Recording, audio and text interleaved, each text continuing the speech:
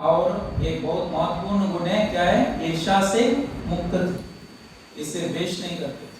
हाँ, तो ये उनका ये जीवन का वर्णन। तो अभी प्रभुपाद जी का तात्पर्य में लिखते हैं कि देखिए, ब्राह्मण कुल में संपन्न, तो पहले भरत महाराज क्षत्रिय कुल में जन्म लिए थे, समझ रहे? तो वो राजा थे।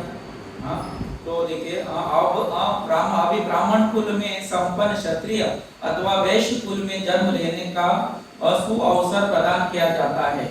तो भगवत गीता में भगवान कृष्ण कहते हैं, तो प्रभुपाद जी कोट करते हैं, सुचिनाम श्रीमताम गेहे, जो जिसका योग अभ्यास मतलब आध्यात्मिक इस जीवन में पूर्ण नहीं कर पाए, तो उसको फिर एक अवसर दिया जाता है। तो भगवान सूची नाम श्रीमताम गेहे योग भ्रष्ट विजायते, जिसका योग अभ्यास पूर्ण नहीं हुआ, इनकम्प्लीट था, अपूर्ण था, योग भ्रष्ट हो गया, तो उस व्यक्ति को सूची नाम, सूची मतलब एक संपन्न ब्राह्मण कुल में जन्म मिलेगा। नहीं तो श्रीमताम, श्रीमता मतलब बहुत बड़ा धनवान व्यापारी कुल में जन्म मिलेगा, तो उसको फिर से एक अवसर मिलता है। तो प्रभुपाद जी अभी बताते, भरत महाराज अपने प्रथम जन्म में क्षत्रिय कुल में महाराज क्या है, ऋषभ के ज्येष्ठ पुत्र के रूप में प्रकट हुए, किंतु अपने आध्यात्मिक कार्यों की अपेक्षा करने तथा तुच्छ हिरण में अत्यधिक आसक्ति के कारण उन्हें मृग का शरीर प्राप्त हुआ। समझ रहे? दो कारण है उनको मृग शरीर प्राप्त हुआ, क्योंकि वे ठीक तरह से अपने आध्यात्मिक जीवन को क्या किया, पालन नहीं किया, अपेक्षा किया, उसको निग्लेक्ट किया। दूसरा कारण क्या है? तो वो किससे आसक्त थे? हिरण से आसक्त, जैसी मति वैसी गति। तो उसकी मति हिरण में लगी थी, तो उसको क्या बनना पड़ा? हिरण बनना पड़ा। तो उसके बाद उन्हें मृग के पुत्र रूप में जन्म लेना पड़ा, किंतु भक्त होने के प्रबल स्थिति के कारण उन्हें पूर्व जन्म की स्मृति बनी रहे। तो वो दृढ़ भक्त थे। कौन से जन्म में? भरत जन्म में। तो इसलिए उनको वो स्मृति कभी भी याद थी जब वो हिरण के रूप में भी थे। और इसके बाद अभी उनको फिर एक शरीर धारण करना पड़ा। वो क्या है? जड़ भरत, एक्चुअली उसका नाम भरत है, लेकिन जड़ जैसे वो व्यवहार करता था, इसलिए उसको जड़ भरत कहते, समझ रहे? राजा भरत, हिरण भरत, जड़ भरत, तीन जड़। तो अभी तो इस प्रकार उसको अत्यधिक आसक्ति के वजह से इस प्रकार अभी ये हुआ। अभी उसका शरीर त्यागने के बाद फिर से उसको अभी एक ब्राह्मण कुल में जन्म मिला। भगवत कृपा से भरत महाराज को अपने पूर्व जन्म की घटनाएं स्मरण थी। यद्यपि वे ब्राह्मण का शरीर प्राप्त हुआ था, किंतु वे अपने स्वजनों तथा मित्रों से जो भक्त नहीं थे, क्या है? जो भक्त नहीं थे, अत्यंत भयभीत थे। मतलब जो भक्त नहीं उनसे थोड़ा सावधान थे। क्यों? बताएंगे। वे ऐसे संगति से सदैव सतर्क रहते, क्योंकि उन्हें भय था कि कहीं पुनः पदच्युत न हो जाए, क्योंकि वो पहले से जब भरत राजा के रूप में थे तब वो पदभ्रष्ट हो गए थे, फिर उनको पदभ्रष्ट नहीं होना था, इसलिए वो अपने सगे संबंधी जो अभक्त थे उनसे भयभीत थे।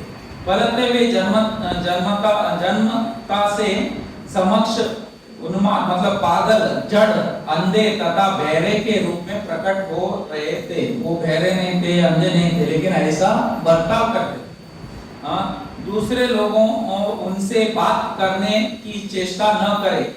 क्यों करते थे? क्योंकि बाकी लोग आकर उनको डिस्टर्ब न करे, या इसलिए वो थोड़ा इस प्रकार से व्यवहार करते थे। इस प्रकार उन्होंने कुसंगति से अपने को बचाए रखा। वे अपने अंतकरण में सदा भगवान का चरण कमल का ध्यान करते थे और उनके गुणों का जप करते रहते थे, जो मनुष्य को कर्म बंधन से बचाने वाला है। तो भगवान का संगति करने से क्या लाभ है? इस संसार से, कर्म बंधन से हम क्या हो जाते हैं? मुक्त हो जाते हैं। तो इस प्रकार उन्होंने अपने को अभक्त संगतियों के आक्रमण से बचा के रखा। तो एक ब्राह्मण कुल में जन्म लिए थे, लेकिन वो एकदम एक्सपर्ट ब्राह्मण की तरह व्यवहार नहीं करते थे। वो पागल की तरह, अंधे की तरह, गूंगे की तरह, तो ऐसा इस प्रकार से व्यवहार करते थे ताकि लोग ज्यादा लोग आके उसको ये ना करें, उनका संगति ना करें। तो इसलिए वो बहुत केयरफुल, बहुत सावधान रहते थे। तो ये हमको संघ का बहुत महत्वपूर्ण है। तो प्रकृति के गुण के मतानुसार ना हमको अनेक प्रकार का इधर प्रभुपाद वस्तु कोट किया है। कारण गुण संघर्ष सद असत योनि जन्मस्ति। गुण किस प्रकार का गुण का संग करते उस प्रकार का गुण हमारे अंदर आ जाए। तो साधु लोगों का संग करेंगे तो हमारे अंदर सद्गुण आएगा, तो असत लोगों का संग करेंगे तो ऐसा ही गुण आएगा। तो इसलिए वो बहुत सावधान थे। तो उनके पिताजी बड़े ब्राह्मण थे, वो चाहते थे कि मेरा पुत्र भी अच्छी तरह से ये सब सीखे। तो उन्होंने बहुत प्रयत्न किया उसको सिखाने के लिए, लेकिन ये क्या करता था, पूरा उल्टा करता, जो भी सिखाया जाता था वो एग्जैक्टली उल्टा करता। ब्राह्मण पिता का मन अपने पुत्र जड़ भरत मतलब भरत महाराज के प्रति सदैव स्नेह से पूरित रहता था। उसने सदा अनुरक्त रहते थे, क्योंकि जड़ भरत गृहस्थ आश्रम में प्रवेश करने के लिए अयोग्य थे। अतः ब्रह्मचार्य आश्रम की समाप्ति तक ही उनका संस्कार पूरे हुए। मतलब वो एक पारिवारिक जीवन में जाने के लिए उतना ये नहीं दिखा नहीं रहे थे। तो इसलिए उनके पिताजी ने बाकी सब संस्कार देने के प्रयत्न किया, यहाँ तक कि उपनयन संस्कार, तो गर्भदान संस्कार से लेकर मुंडन संस्कार, कर्ण भेदन संस्कार, अनेक संस्कार है। तो उसमें से एक उपनयन संस्कार तक उनको देने का उन्होंने बहुत प्रयत्न किया।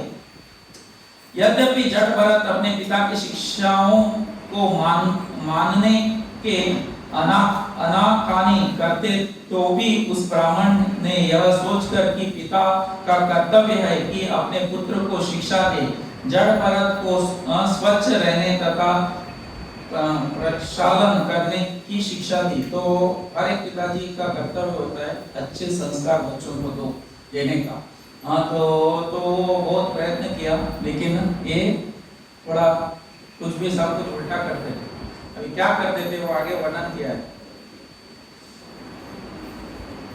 तो जड़ भरत ब्राह्मण शरीर में महाराज भरत थे। वे ऊपर ऐसा आचरण कर रहे थे कि मानो जड़ बहरा, गूंगा तथा अंधा था, लेकिन वो अंदर से भगवान का नित्य स्मरण करते थे।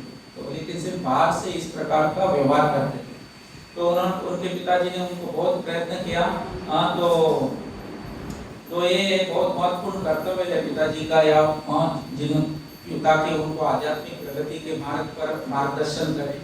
तो इस प्रकार से ये संस्कार मतलब इम्प्रेशंस, जो जन्म से बच्चों को ये संस्कार दिया जाता है ताकि उनके मन पर एक अच्छा इम्प्रेशन पड़े, तो आगे जाकर वो अच्छे भक्त बन सके। तो उनके पिताजी ने भी ऐसे सोचा। अपने पिता द्वारा वैदिक ज्ञान की समुचित शिक्षा दिए जाने पर भी जड़ भरत उनके समक्ष मूर्ख जड़ की भांति आचरण करता था। वे ऐसे आचरण इसलिए करते थे जिससे उनके पिता यह समझे कि शिक्षा के अयोग्य है और इस प्रकार उसे आगे शिक्षा देना बंद कर दे। वे सर्वथा विपरीत आचरण करते थे। तो अभी विपरीत किस प्रकार का व्यवहार करते वो वर्णन हुआ। यद्यपि शौच के बाद हाथ धोने को कहा जाता, किंतु वे उन्हें उसके पहले ही धो लेते। तो पहले हाथ धोते थे, शौच के बाद हाथ नहीं धो लेते। तो इस प्रकार पूरा उल्टा करते थे। तो भी उनके पिता ने उन्हें वसंत तथा ग्रीष्म काल में वैदिक शिक्षा देने चाहते थे। उन्होंने उसे ओंकार तथा व्यवहारिक के साथ साथ गायत्री मंत्र सिखाने का यत्न किया, किंतु 4 मास भी जाने पर भी वे उसे सीखने में सफल न हो सके। वो जानबूझकर सीख नहीं रहे। तो इस प्रकार बहुत प्रयत्न किया। बहुत प्रयत्न करने के बाद ये पूरा उल्टा कर रहा था। तो पिताजी सिखाते पिताजी मर जाते, मतलब पिताजी की मृत्यु हो जाती। जड़ भरत ब्राह्मण पिता अपने पुत्र को अपनी आत्मा तथा हृदय के समान मानता, अतः वे उससे अत्यधिक अनुरक्त था। उसने अपने पुत्र को सुशिक्षित बनाना चाहा और अपने इस असफलता प्रयास में उसने अपने पुत्र को ब्रह्मचार्य की विधि विधान सिखाए प्रारंभ किए, जिनमें वैदिक अनुष्ठान, शौच, वेदाध्ययन और कर्मकांड, गुरु की सेवा, अग्नि यज्ञ करने की विधि सिखलाई। तो ये सब उसको उसके पिताजी ने सिखाया, जो एक ब्रह्मचारी को मतलब गुरुकुल में जाकर सिखाया जाता। उसने इस प्रकार से अपने पुत्र को शिक्षा देने का भरसक प्रयत्न किया, किंतु वह असफल रहा। उसने अपने अंतकरण से यह आशा बांध रखी थी कि उसका पुत्र विद्वान होगा। तो हर पिताजी सोचते मेरा बेटा बड़ा नाम करेगा, लेकिन ये पूरा उल्टा कर रहा था। किंतु उसके सारे प्रयत्न निष्फल रहे। प्रत्येक प्राणी की भांति वह ब्राह्मण की भी अपने घर के प्रति आसक्त था, और वह यह भले ही भूल गया था कि एक दिन उसे मरना है। तो वो उसको सिखा कर अच्छा ये करने का प्रयत्न कर रहा था, लेकिन उसकी भी क्या हो रहा था, आयु क्षीण होती जा रही थी। वो भूल गया कि अपने भी मृत्यु आनी थी। किंतु क्या होता है, मृत्यु किसी को भूलती नहीं, वो भूल जाएगा लेकिन मृत्यु भूलती नहीं। किंतु मृत्यु कभी भूलती नहीं, वह उचित समय पर प्रकट हुई और उसे उठा ले गई। किसको? उसके पिताजी को, जड़ भरत के पिताजी। अभी जब जड़ भरत के पिताजी चले गए तो उनकी दूसरी जो पत्नी थी वो सती, मतलब पति के साथ उसने अपना शरीर त्याग दिया, और शरीर त्यागने के पहले अपने दोनों बच्चों को, मतलब जड़ भरत और उनकी एक बहन थी, मतलब उसकी बेटी, दोनों को अपने साउथ के सौंप दिया, तुम इनको संभालो। तो इस प्रकार वो शरीर त्याग देते। कौन? उसकी पत्नी भी त्याग देती है, मतलब दूसरी पत्नी। तो इस प्रकार ये हो जाता है।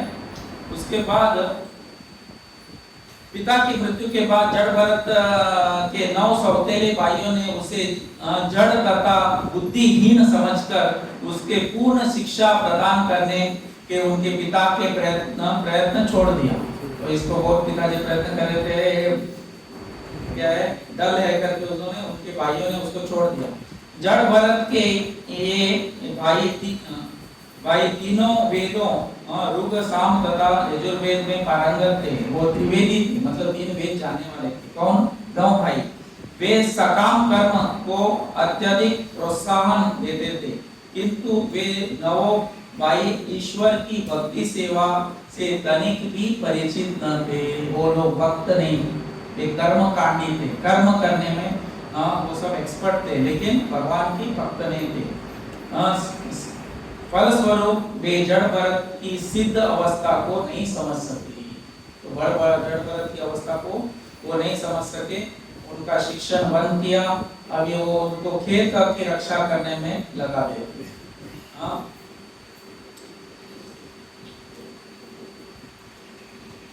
नीच पुरुष पशुओं के तुल्य होते हैं। अंतर इतना ही है कि पशुओं को 4 पैर होते हैं और ऐसे मनुष्य को केवल 2। ऐसे 2 पैर वाले पशुओं पुरुष जड़ भरत को पागल, मंद बुद्धि, बहरा तथा गूंगा कहते थे। वे उसके साथ दुर्व्यवहार करते थे और जड़ भरत बहरा, अंधा या जड़ पागल की भांति आचरण करता था।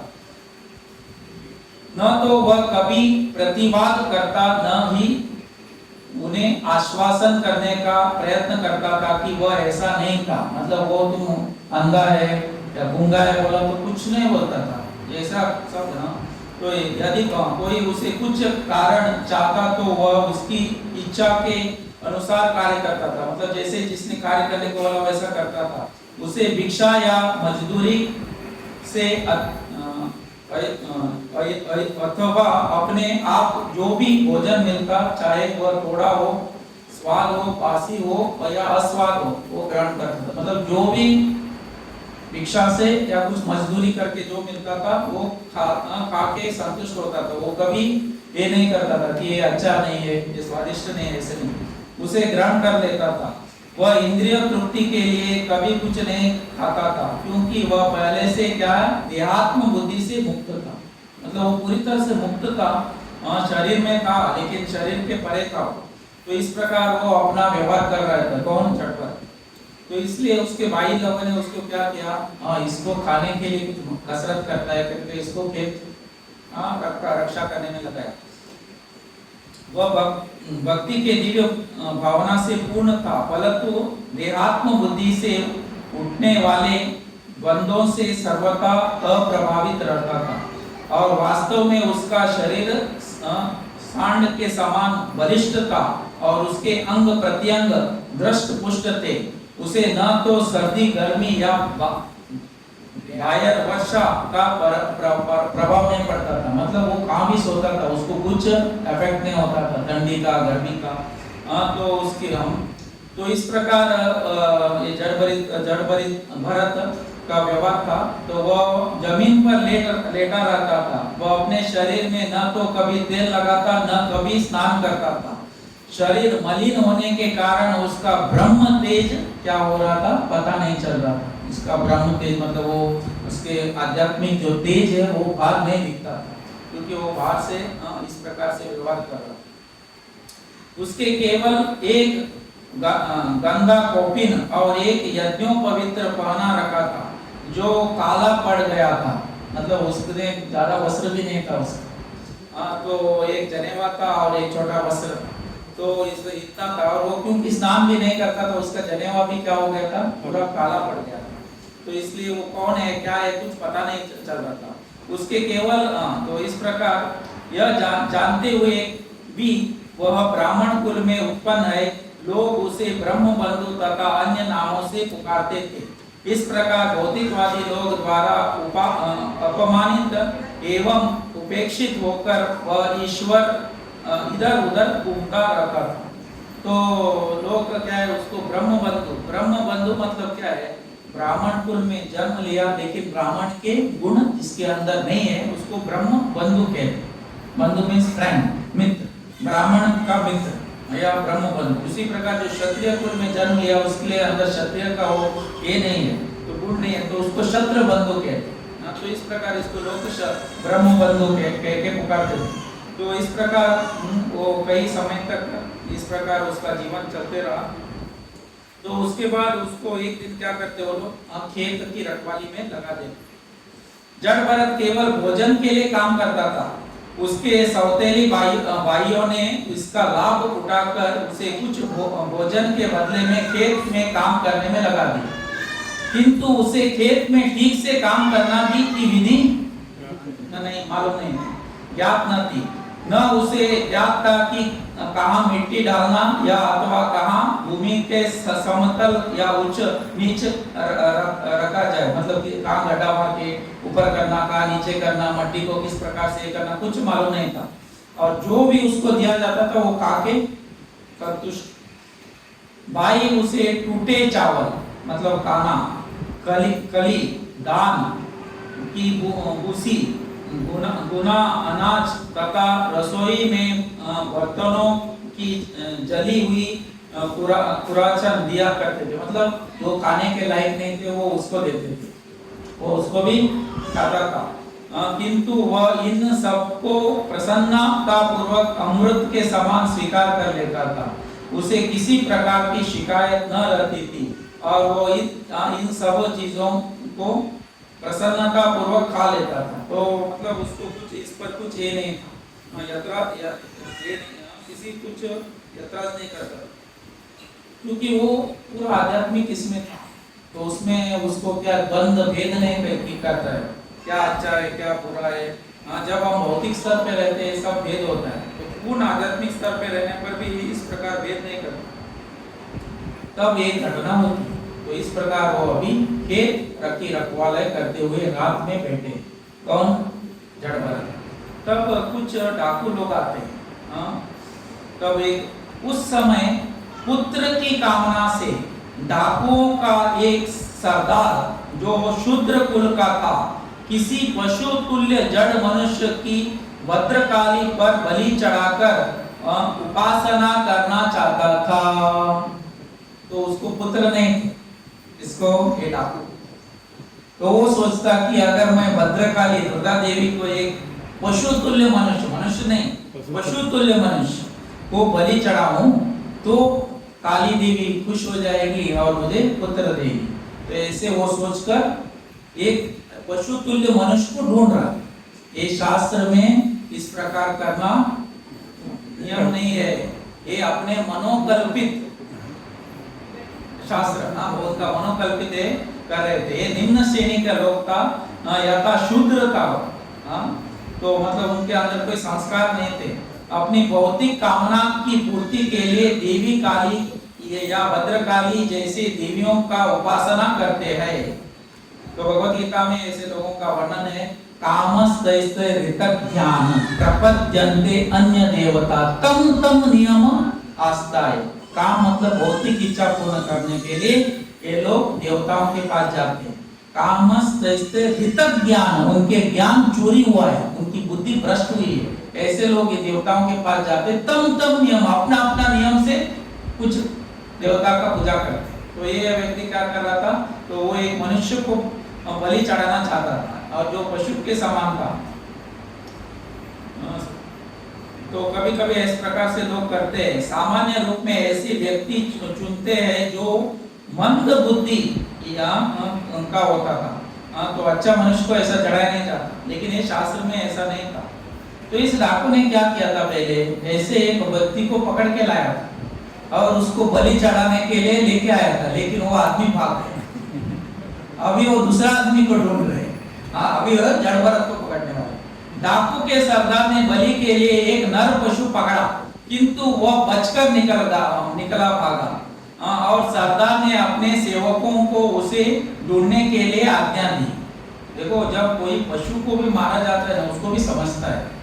जिस दिन वो भांड रहता है ना, वो मुर्गी को लाके बुट्टी में ऐसा नीचे रखते हैं, वो चिल्लाता है, उसको समझता है आप मुझे बलि देने वाले को, वो तो होता है। तो इसी प्रकार जब किसी को मारने का प्रयत्न किया जाता है, उसको समझता है। तो वो एक मनुष्य को पकड़ के लेके गए थे, वो भाग गया, मरता क्या नहीं करता, तो भाग गया। तो इसके लिए ये दूसरे को ढूंढने को भेजा। वे विभिन्न दिशा में दौड़े, किंतु उसे ढूंढ न सके। तो सब जगह ढूंढा, वो ढूंढ नहीं पाए। अर्धरात्रि के गहन अंधकार में इधर उधर घूमते हुए वे एक दान के खेत में पहुंचे, जहां उन्होंने अंगिरा वंश में एक ब्राह्मण कुमार मतलब जड़ भरत को देखा, जो एक ऊंचे स्थान पर बैठकर मृग तथा जंगली सुअरों से खेत की रखवाली कर रहा था। और रात के समय वो ऐसे ऊपर बैठकर कोई सुअर आ रहा है, कोई हिरण आ रहा है, ऐसा रखवाली कर रहा था। तो ये लोगों ने इसको देखा, हाँ हट्टा कट्टा है करके इसको पकड़ लिया। अब ये इसको पकड़ के लेके जाते। डाकू सरदार के सेवकों तथा अनुचरों ने नर पशु के लक्षण से युक्त जड़ भरत को अत्यंत उपयुक्त समझकर उसे बलि के लिए अतियुक्तम पाया। अतः प्रसन्नता से मारे उनके मुख चमकने लगे, वो बहुत खुश हो गए, ये बलि बकरा मिल गया। और उन्होंने उसे रस्सियों से बांध लिया और देवी काली के मंदिर में ले गए। तो इस प्रकार के लोग भी है। तो इस प्रकार से उसको उधर देवी के सामने बलि चढ़ाने के लिए लेके गए। तो प्रभुपाद जी लिखते हैं, तो ऐसे बलि केवल शूद्र तथा डाकुओं द्वारा चढ़ाई जाती है, जो सभ्य व्यक्ति ऐसे नहीं करता। उनका कार्य धनी व्यक्ति को लूटना और इसमें सफल होने के लिए देवी काली के समक्ष नर पशु की बलि देते हैं। यह ध्यान देने की बात है कि देवी पर कभी भी किसी बुद्धिमान मनुष्य को बलि नहीं देते। ब्राह्मण शरीर में भरत महाराज गूंगे तथा बहरे प्रतीत होते थे, किंतु तो भी वे संसार से सर्वाधिक बुद्धिमान पुरुष थे। तो इस प्रकार उसको उधर लेके गए, अभी बलि देने वाले थे, तो क्या होता है देखेंगे। तो इसके पश्चात चारों ने नर पशु बलि का काल्पनिक पद्धति के अनुसार जड़ भरत को नहलाया। तो उन्होंने उनका एक विधि बनाया था किस प्रकार बलि देना है, और वो विधि क्या है, पहले उस पशु को स्नान कराया, मतलब उस मनुष्य को स्नान किया जाता है। तो जड़ भरत को उन्होंने नहलाया बाद में नए वस्त्र पहनाया उसको, पशु के अनुकूल आभूषण से अलंकृत किया, मतलब पशु को जो आभूषण डालते उस प्रकार के उसको आभूषण डाले, उसके शरीर पर सुगंधित लेप किया तथा तिलक, चंदन एवं हार से सुसज्जित किया। उसे अच्छी तरह से भोजन करने के बाद उसे देवी काली के समक्ष ले आए और देवी को धूप, दीप, माला, खील, पत्ते, अंकुर, फल तथा फूल की भेंट चढ़ाई। तो अभी देवी को प्रसन्न कर रहे, पहले उसको सब कुछ चढ़ाया, खिलाया, अभी मारने के पहले अच्छा खिलाया उसको, अभी खिलाकर उसको अभी देवी दुर्गा के पास लेके आए। इस प्रकार उन्होंने नर पशु का वध करने के पूर्व गीत गाए, गीत स्तुति द्वारा एवं मृदंग तथा तुरही आदि बजाकर देवी की पूजा की। और अभी वो भोग लगाने वाले, पहले पूजा किया और इसको मार के वो उसको भोग चढ़ाने वाले। इसके पश्चात जड़ भरत को मूर्ति के समक्ष बैठा दिया। अभी जड़ भरत इतना किया तो भी कुछ विरोध नहीं कर रहा है, कुछ भी करो वो चुपचाप है। तो इस प्रकार उसको अभी देवी के सामने लाकर बिठाया और वो उसको क्या करने वाले, तो ये स्वविधि इधर श्लोक में आता है, स्वविधि करके शब्द, मतलब ये जो अभी लोग डाकू लोग कर रहे हैं कोई शास्त्र में उसका उल्लेख नहीं है, ये उनके मनोकल्पित क्या है नियम है। वैदिक शास्त्र के अनुसार कोई भी कृत्य विधि विधानों के अनुसार किया जाता है, किंतु यहाँ पर यह देखा कि उन्होंने क्या नर पशु को मारने को अपनी विधि निकाली थी, तो ये कोई शास्त्र विधि नहीं है, अपने मनोकल्पित विधि है। तो लेकिन तामसिक कुछ शास्त्र है, तो शास्त्र भी 3 प्रकार के होते हैं, सत्वगुण, तमगुण, रजोगुण। 18 पुराण है, 6 पुराण सत्वगुण के लिए, 6 पुराण रजगुण के लिए, 6 पुराण तमगुण के लिए। ये तमगुण के लोग धीरे धीरे उसको पालन करके फिर रजगुण में आए, रजगुण से सत्वगुण में आने के लिए उनमें ऐसा कुछ नियम है, जैसे कि अमावास्या के दिन एक निम्न योनि मतलब बकरा या भैंस को वध कर सकते, वो हर दिन नहीं और कत्ल खाने में नहीं, हम एक दिन ऐसे। तो तब धीरे धीरे धीरे इस प्रकार से उनका अनियंत्रित इंद्रियों को नियंत्रित किया करने के लिए, तो इस प्रकार से शास्त्र में है। लेकिन लेकिन मनुष्य को मारने की विधि नहीं, तो लेकिन ये इस प्रकार से कर रहे थे। तो प्रभुपाद जी यहाँ तक लिखते, मांस खाने वाले लोग मुक्तता से ऐसे दुकानों से सोच कर मांस खरीदते हैं, यह सामान्य मांस तो कुछ।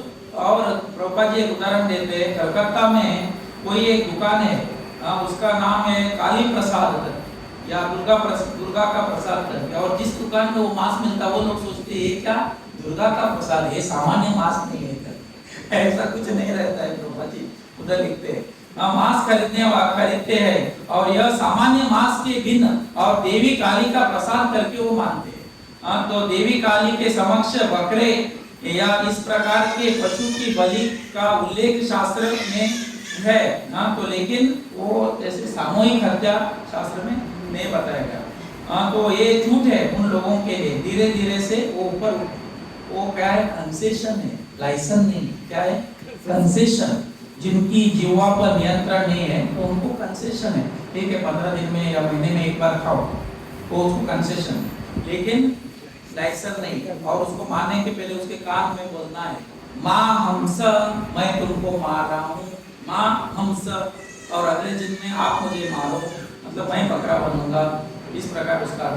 तो ये वो बाद में समझ जाता हो मैं बकरा बनूंगा, नहीं बाद में धीरे धीरे छोड़ देगा। तो लेकिन अभी लोगों के मालूम नहीं है, तो इसके लिए वो इस प्रकार से कार्य करते हैं। तो उसके बाद क्या होता है, उस समय पुरोहित के रूप में कार्य कर रहा एक चोर भद्रकाली के को पीने के लिए नर पशु जड़ भरत का रक्त आसव चढ़ाने के लिए तत्पर था। अतः उसने अत्यंत भयावनी तथा पौनी तलवार निकाली और भद्रकाली के मंत्र से अभिमंत्रित करके जड़ भरत को मारने के लिए उसे उठाया। तो अभी वो उसमें से एक डाकुओं में से एक वो एकदम शार्प तलवार उठा रहा है और उस तलवार से अभी वो किसको मारने वाला है? जड़ भरत को मारने वाला है। अभी जड़ भरत मरेगा या नहीं देखेंगे। तो अभी वो उसको मारने के लिए उठाता है। जिन चोर अचको ने काली के पूजन का प्रबंध कर रखा था, अत्यंत नीच थे और रजो तथा तमोगुण से क्या है अबद्ध थे। तो ये रजगुण थे, इसलिए वो इस प्रकार से कार्य कर रहे थे। और वो पूरा सत्वगुण में था, इसलिए वो उसको ये भी नहीं कर रहे, क्या है, प्रतिशोध नहीं कर रहे, विरोध नहीं कर रहे। वे धनवान बनने के कामना से ओतप्रोत थे, अतः उन्होंने वेदों के आदेशों को तिरस्कार किया। यहाँ तक कि ब्राह्मण कुल में उत्पन्न स्वरूप सिद्ध जीवात्मा जड़ भरत का वध करने के लिए क्या उद्यत थे। तो उस समय क्या होता है, जब वो तलवार उठा के मारने ही वाले थे, देववश वे उन्हें देवी काली के समक्ष बलि चढ़ाने के लिए लाए थे। ऐसे व्यक्ति सदैव ईर्ष्यालु कार्य में रत रहते, इसलिए वे जड़ भरत को मारने का दुस्साहस कर रहे थे। जड़ भरत समस्त जीवों के परम मित्र थे, वे किसी के भी शत्रु न थे और सदैव पूर्ण पुरुषोत्तम भगवान में ध्यान में मग्न रहते थे। उनका जन्म उत्तम ब्राह्मण कुल में हुआ था, अतः यदि वे किसी के शत्रु होने का होते अथवा आक्रमण होते तो भी उनका वध वर्जित था। किसी भी दशा में जड़ भरत को वध किए जाने का कोई औचित्य न था। मतलब वो एकदम उच्च कोटि के ब्राह्मण कुल में जन्म लिया था और अंदर से पूरा भगवान का ध्यान करता था, उनको मारने का कोई प्रश्न ही नहीं था। अतः यह भद्रकाली से सहन नहीं हो सका। दुर्गा देवी को, भद्रकाली को उसको मारना पसंद नहीं हुआ, क्योंकि वो महान भक्त था। सहन नहीं हुआ। वह तुरंत समझ गई कि ये पापी डाकू ईश्वर के एक परम भक्त का वध करने वाले हैं। तो दुर्गा देवी को या काली भद्रकाली को समझ गया, ये मेरे स्वामी के भक्त को मार रहे, मेरे भगवान के भक्त को मार रहे। अतः उसको सहन नहीं हुआ। अतः सहसा मूर्ति का शरीर विदीर्ण हो गया, मूर्ति फट गया और साक्षात देवी काली प्रकट हुई। उनका शरीर प्रखर एवं असह्य तेज से जल रहा था, एकदम तेज निकला और वो भद्रकाली बाहर निकल के आई। देखो काली देवी बाहर आ गई, अभी वो मारने वाली है। तो अभी कहा भद्रकाली बाहर आ गई और वो क्या,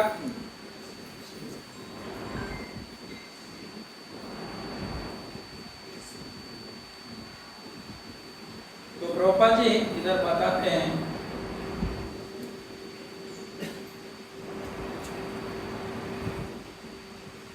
तो ऐसे पशु वध, जो पशु खाने, ऐसे लोगों के लिए अनुमति है। तो लेकिन ऐसे होलसेल से इस प्रकार से नहीं करना। और लेकिन ये देवी देवता जब उनकी पूजा में थोड़ा सा त्रुटि आएगी तो वो करने वाले को मार डाल देते। तो प्रभुपाद जी तात्पर्य में लिखते हैं, तो जब इस प्रकार से तो काली का ये हो रहा था, तो उसमें जो भी थोड़ा सा त्रुटि आई तो वो करने वाले को ही वध कर देते।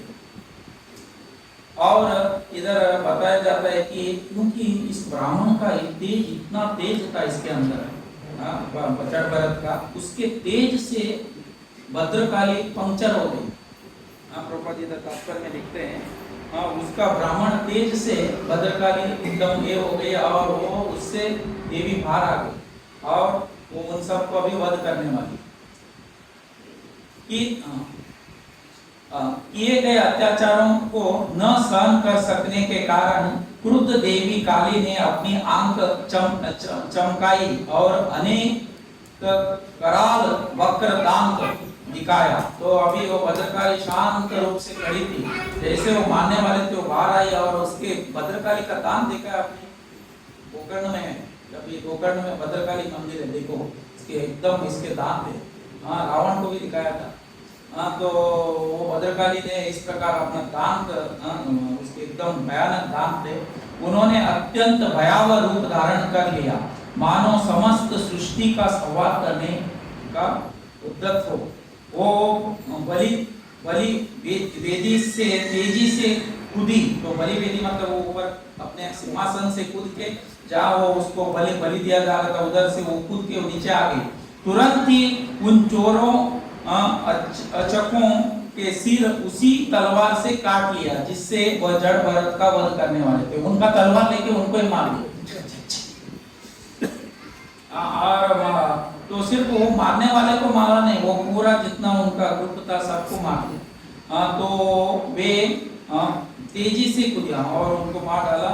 और फिर चिन्ह सिरों वाले उन अचकों चोरों के गले से निकलने वाले तप्त रक्त को पीने लगी, मानो मदिरा पान कर रही हो। शराब की तरह वो घट घट घट करके उनका खून पीने लगे। और उनके जितने भी बाकी उनके ये थे, किसके, दुर्गा देवी के और काली का भी सहचर रहे थे, उनको भी पिलाया, तुम भी पियो। सबको पिला रही है, दिख रहा है, पी रहे और सबको पिला भी रही। बाद में क्या करती, वो सबका मुंडी लेके क्रिकेट खेलना शुरू करते, वो मुंडी उनका सर ऐसे फेंकते एक दूसरे के ऊपर। तो रक्त पीने लगे। दरअसल उन्होंने अपने गणों को के सहित जिनमें डाइन तथा चुड़ैल थी उन आसव का पान किया और फिर प्रमत्त होकर वे सब उच्च स्वर से गान तथा नाचने लगे। वो सब लोगों को पिलाया और फिर सब जोर जोर से गाने लगे, नाचने लगे और समस्त ब्रह्मांड का सवार कर डालने वाले, इस प्रकार से वो लोग नाचने लगे। उस समय वे उनके सिरों को गेंद की समान उछल उछल कर खेलने लगी। तो इस प्रकार उनका वो सब उनका वध कर दिया। तो मतलब कहने का अर्थ है देवी को ये सब पसंद नहीं, क्या है, इस प्रकार मनुष्य का वध करना, ये करना। तो इस प्रकार जब उनकी पूजा में कुछ त्रुटि हो गई तो वो बाहर आके पूजा को करने वाले को ही मार डाला। तो क्योंकि देवी भी वैष्णवी है, वो भगवान की भक्त है, तो उसको और एक वैष्णव को मारा हुआ कैसे सहन होगा। तो भगवत गीता में भगवान कहते हैं जितने भी जीव है वो मेरे पुत्र है, अहम बीज प्रदापिता, मैं सबका पिता हूँ। एक पिता के दो बच्चे, एक बुद्धिमान है और एक थोड़ा मूर्ख। तो बुद्धिमान पुत्र बोलेगा मूर्ख को मार डालेंगे, तो पिताजी मारेगा क्या? नहीं। तो उसी प्रकार बाकी पशु पक्षी सब भगवान के बच्चे हैं, एक को मारो दूसरे को मारना ये करो, वो उनको पसंद नहीं है, इसलिए वो उनको मार डालो। तो प्रभुपाद जी इधर बताते हैं हर एक मनुष्य का आयु है, समझ रहे। एक कुत्ता है उसका साल सोचे 10 साल, एक बिल्ली है उसका 5 साल, इतना या उतना आयु लेके वो जन्म लेते। अगर हम उस किसी भी पशु को जल्दी मार डालते तो उसका उतना आयु उस शरीर में रहने का वैसा ही रह जाता। कोई 5 साल का आयु लेके आया तो 2 साल में अगर उसको मार डाला और 3 साल उस शरीर में रहने का उसका वो पीरियड ऐसा रहता है, उसको पुनः शरीर लेना पड़ता है फिर उसको उस शरीर में रहने के लिए। तो इसलिए हमको उसका क्या लग जाता है, कर्म लगता है। तो इसलिए प्रभुपाद जी बताते हैं कि हमको इस प्रकार किसी का वध नहीं करना। तो इस प्रकार इन लोगों ने उसका वध किया और इसके बाद वध करने का प्रयत्न किया तो दुर्गा देवी आकर इन सबको वध किया। और फिर सुखदेव गोस्वामी बताते हैं कि इसके बाद जड़ भरत बच गए और फिर वो आराम से निकल के फिर से चले और फिर से जाके वो अपना हित रक्षा करने के लिए जाके बैठ गए। तब सुखदेव गोस्वामी ने महाराज परीक्षित को कहा, हे विष्णु दत्त, आत्मा को शरीर से पृथक मानने वाले अजय हृदय गंधी से मुक्त समस्त जीवों को कल्याण कार्य में निरंतर अनुरक्त तथा दूसरों को अहित न सोचने वाले व्यक्ति चक्रधारी तथा असुरों के लिए परम काल एवं भक्तों के रक्षक श्री भगवान द्वारा सदैव रक्षित होते हैं।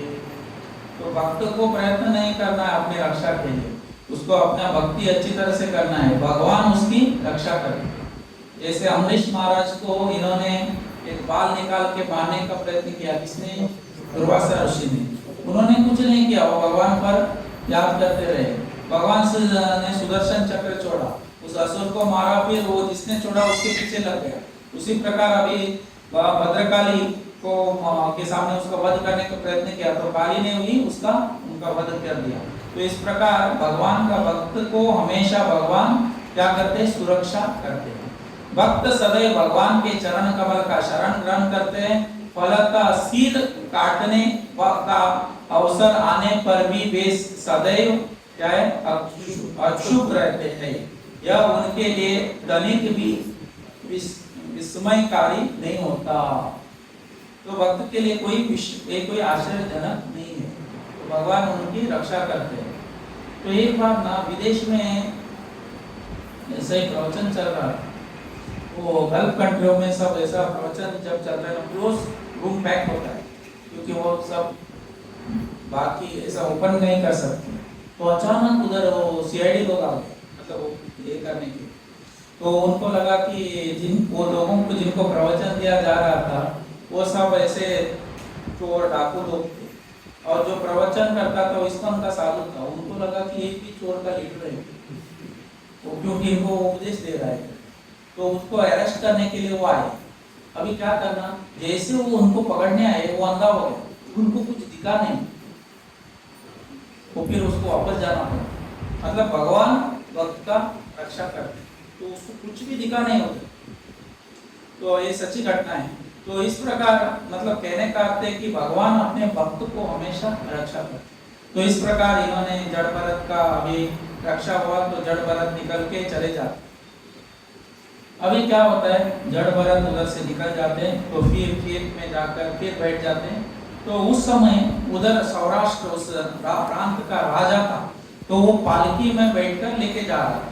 तो अभी क्या होता है, उसका नाम रघुगण है, रघुगण। अभी जड़ भरत तथा महाराज रघुगण की बात।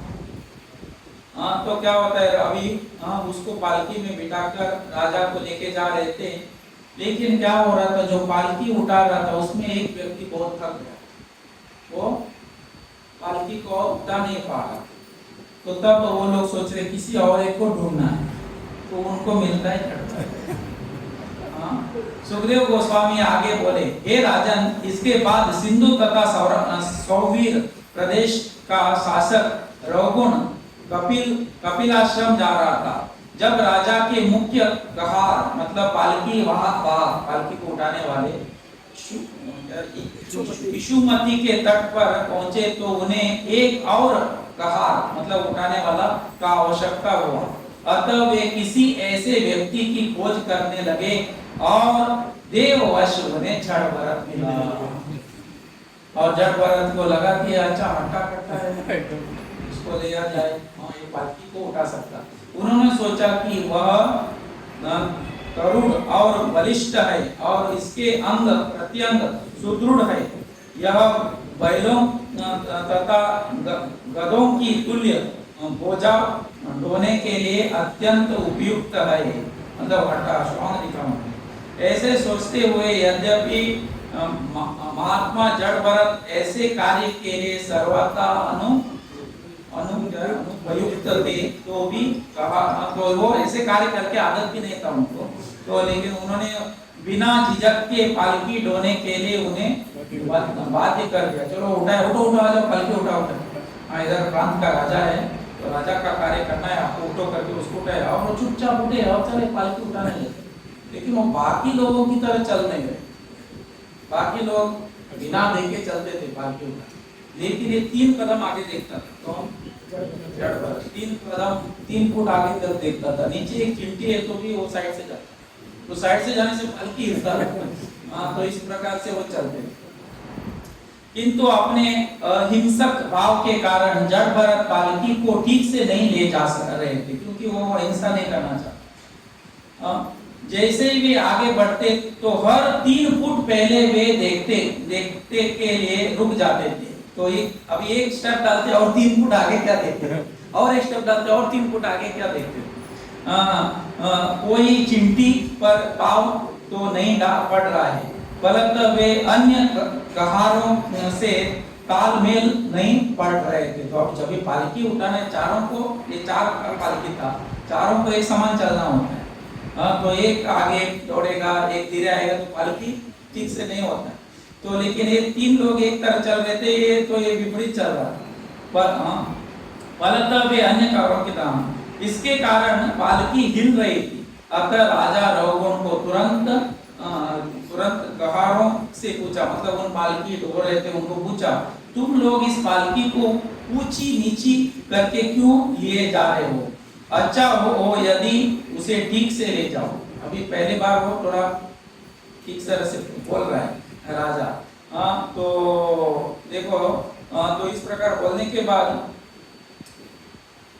ये लोग समझ गए, बाकी लोग उन्होंने बोला कि हम लोग ठीक से लेके जा रहे हैं, अभी नया जो बंदा है ना वो ठीक से नहीं लेके जा रहा है। वो उनको राजा को बताया। जब कौरवों ने महाराज रघुगण को की धमकी सुनी तो वे उसके दंड से अत्यंत भयभीत हो गए और उनसे इस प्रकार कहने लगे। तो राजा राज्य चलाता है साम दाम वेद दंड, साम दाम वेद दंड, और कोई ठीक तरह से नहीं किया तो लास्ट में दंड देगा। तो इसलिए ये लोग डर गए, तो राजा के वचन सुनकर। तो अतः वह उन्हें दंडित करेगा, तो इसको सुनकर वे डर गए।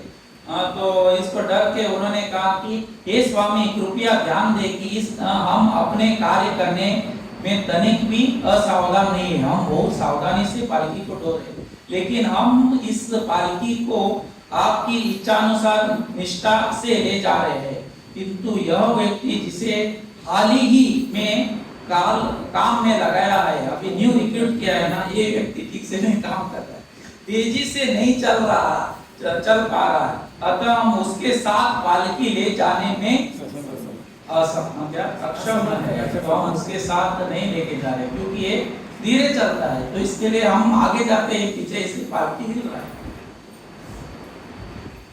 तो प्रभुपाद जी बताते हैं बाकी तीन लोग शूद्र थे जो पालकी उठा रहे, लेकिन जड़ भरत एक उच्च कोटि का ब्राह्मण था, तो वो हर पग पर देख के चलता था, तो बाकी लोग अंधे जैसे चल रहे थे।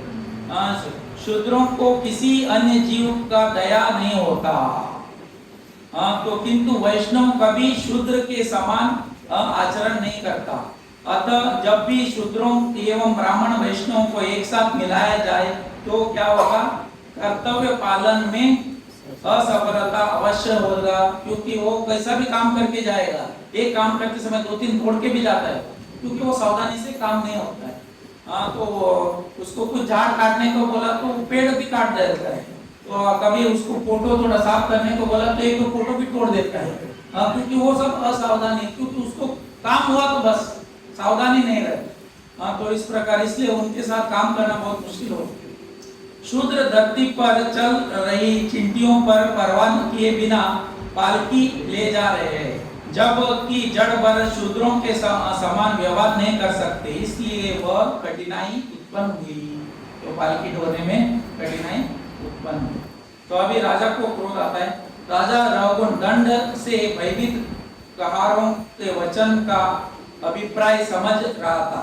उसकी समझ में यह भी आ गया कि मात्र एक व्यक्ति के दोष के कारण पालकी ठीक से नहीं चल रही। तो राजा समझ गया क्या हो रहा है। यह सब अच्छी प्रकार जाने हुए तथा उसकी विनती सुनकर वह कुछ क्रुद्ध हुआ। तो अभी पहले प्रेम से बताया आपने, अभी फिर भी वही हो रहा है, तो थोड़ा उनको क्रोध आया। यद्यपि वह राजनीति में निपुण एवं अत्यंत अनुभवी था, उसका यह क्रोध राजा के जन्मजात स्वभाव से उत्पन्न था। तो अभी कोई राजा है ना, तो वो रजोगुण में, राजा मीन्स रजोगुण, तो उसके अंदर क्रोध नेचुरल स्वभाव, नहीं तो वो राजा वो पोस्ट हैंडल नहीं कर सकता, पूरा वो सब चाहिए। सतोगुण में रहकर राज्य नहीं चलाया जा सकता, तो ब्राह्मण मतलब सतोगुण में रहेगा। तो वस्तुतः राजा रजोगुण का मन रजोगुण से आवृत था, अतः वह जड़ भरत से जिनका ब्रह्म तेज राख से ढकी अग्नि के समान क्या है सुप्रष्ट नहीं था, इस प्रकार बोला। तो अभी राख में अग्नि है तो दिखता नहीं, तो इसी प्रकार इनका ब्रह्म तेज भी नहीं दिखता था, क्योंकि वो ठीक तरह से स्नान नहीं कर रहे थे, ठीक तरह से वस्त्र नहीं पहन रहे थे, तो इस प्रकार ढका था, तो इसलिए वो नहीं पहचान पाए। तो राजा मतलब रजगुण में रहता है, और ये जो ब्राह्मण सतगुण में रहता है, इसलिए तो राजा को तुरंत क्रोध आया, और क्रोध से उन्होंने बोला, राजा रजगुण ने जड़ भरत को कहा, ये मेरे भाई, यह कितना कष्टप्रद है, तुम निश्चित ही अत्यंत थका लग रहे हो। तो सार्केस्टिकली बोल रहे हैं, लगता है तुम बहुत थक गए हो, ऐसा राजा बोलते हैं, तुम थके लग रहे हो, क्योंकि तुम बहुत समय से और लंबी दूरी से किसी की सहायता के बिना अकेले ही पालकी ले जा रहे हो। ऐसे राजा उसको सार्केस्टिकली बोल रहे हैं, हाँ तुम अभी क्या अकेले पालकी उठा रहे हो ना, लंबे दूर से उठा रहे ना, इसके थक गए हो, ऐसे बोल रहे। इसके अतिरिक्त बुढ़ापे के कारण तुम्हें अत्यधिक परेशानी हो रही हो। हालांकि वो हटा कटा, ये मित्र, मैं देख रहा हूँ कि तुम न तो मोटे ताजे, तुम तो न तो मोटे ताजे हो, न ही कट्टे कट्टे हो, मतलब हालांकि वो हटा कट्टा है, उल्टा बोल रहे। तो हाँ, क्या तुम्हारे साथ के कहारे तुम्हें सहयोग नहीं कर रहे हो? पहले उसको बोला तुम अकेले ले जा रहे, इसलिए कर रहे क्या, या अभी बाकी लोग तुमको सहयोग नहीं कर रहे, इसलिए हो।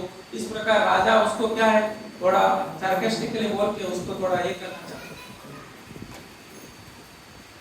तो क्या कर रहा था, ताना मार रहा था, कौन, राजा। किंतु इतना ताने मारने पर भी जड़ भरत को शरीर की शुद्धि नहीं थी, तो वो शरीर के परे थे, वो इसलिए वो अभी तक कुछ भी नहीं बोल रहे, चुपचाप है। वो स्वरूप सिद्ध हो चुका था, कौन, जड़ भरत। तो इसलिए वो न मोटा था, न पतला, न ही उसे पंच स्थूल भूतों तथा 3 सूक्ष्म तत्वों के स्थूल पदार्थ से कुछ लेना देना था। तो आगे सबको उत्तर देंगे वो। जड़ भरत अभी तक मुंह नहीं खोला है, लेकिन जब मुंह बोलेगा वो सब बताएगा। किसको मोटा बोला, मैं शरीर हूँ या तुम आत्मा मोटा है कि शरीर मोटा है? आत्मा तो उसका ये नहीं है, मतलब शाश्वत है। शरीर एक दिन जन्म लेता है, एक दिन मरता है, तो मोटा कौन है, पतला कौन? इस प्रकार सब आगे वो पूछने वाला उस। तो इस प्रकार उसे तो इस प्रकार वो अहम ब्रह्मास्मि, मतलब अपने आप को आत्मा के रूप में देख रहा था, इसलिए वो कुछ इस प्रकार से उसको खुद अभी तक कुछ बोल नहीं रहे। तो तत्पश्चात जब राजा ने देखा कि उसकी पालकी अब भी पूर्ववत हिल रही थी, इतना बोलने पर भी वो ऐसा ही लेके जा रहा है पालकी, तो वह अत्यंत क्रुद्ध हो रहा हो और कहने लगा, अरे दुष्ट, तुम क्या कर रहे हैं? क्या तुम जीवित हो या मर गए? मर गए, तुम जिंदा है क्या मरा है? तुमको इतना बोलने पर भी समझ नहीं रहा है, क्योंकि नहीं जानता कि मैं तेरा स्वामी हूँ, तुम मैं कौन हूँ, मैं मुझे पहचान नहीं हूँ, मैं राजा हूँ। तो तुम मेरे अनादर कर रहे हो और मेरे आज्ञा का उल्लंघन भी। इस अवज्ञा के लिए मैं अब तुम्हें मृत्यु का अधीक्षक यमराज के ही समान दंड दूंगा।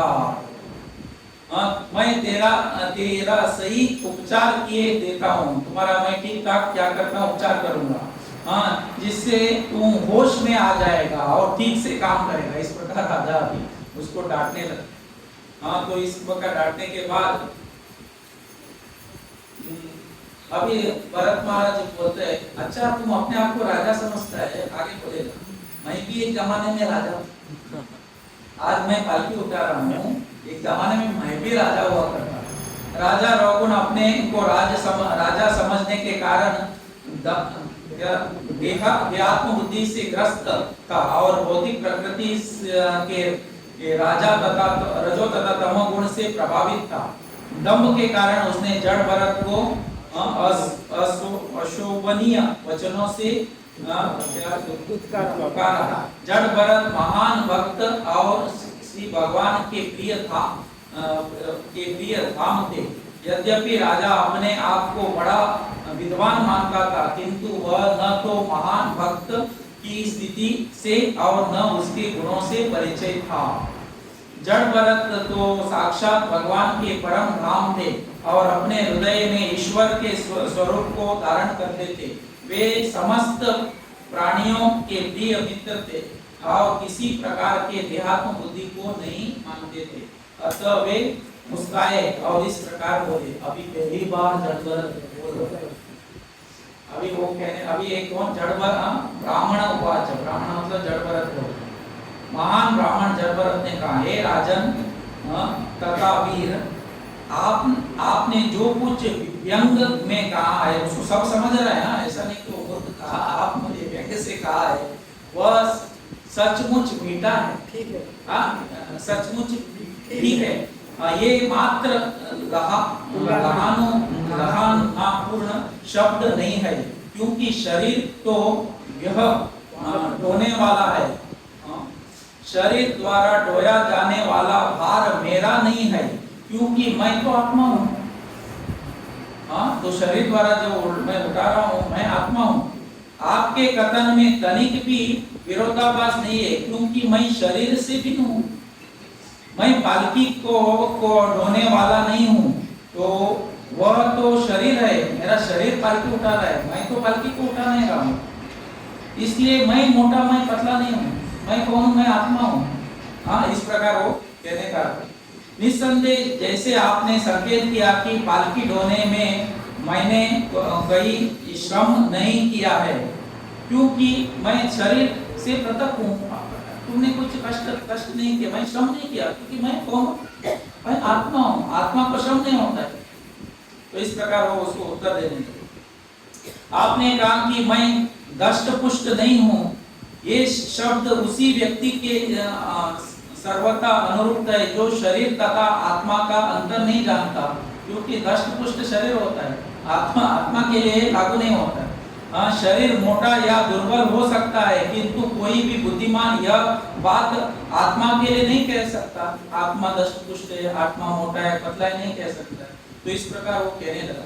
जहाँ तक आत्मा का प्रश्न है, तो मोटा न तो मोटा हूँ न दुबला, तो इस प्रकार वो हर एक उनके प्रश्नों को भी उत्तर देने लगा। अतः जब आप कहते हैं कि मैं हष्ट पुष्ट नहीं हूँ, तो आप सही है, क्योंकि आप मुझे आत्मा के रूप में देखते। तो इस प्रकार से होते सही है। यदि इस यात्रा का बोझ तथा वहां तक जाने का मार्ग मेरे अपने होते तो मेरे लिए उनके कठिनाइयां होती, किंतु इसका संबंध मुझसे नहीं, मेरे शरीर से है। अतः मुझे कोई कष्ट नहीं होता, क्योंकि मैं आत्मा हूँ। इस प्रकार जब वो बोला, वो और भी एक इसमें बोलता है, तब राजा को समझ जाता है ये कोई सामान्य व्यक्ति नहीं है, ये आत्म साक्षात्कारी व्यक्ति है, इसलिए इस प्रकार बोल रहा है। वो आपने जनेवा पहना है, मतलब आप ब्राह्मण है। तो इस प्रकार वो कहकर पालकी से कूद देता है, कौन, राजा, और उसके पैर पकड़ता है। मोटापा, दुबलापन, शारीरिक तथा मानसिक कष्ट, भूख, प्यास, भय, कलह, भौतिक सुख की कामना, बुढ़ापा, निद्रा, भौतिक पदार्थ से ये सब, क्रोध, शोक, मोह तथा देह प्रियमान, ये सभी आत्मा के भौतिक आवरण के रूपांतर है। जो व्यक्ति देह बुद्धि में लीन रहता है वही इनमें प्रभावित होता है, किंतु मैं तो समस्त प्रकार से देह बुद्धि से मुक्त हूँ।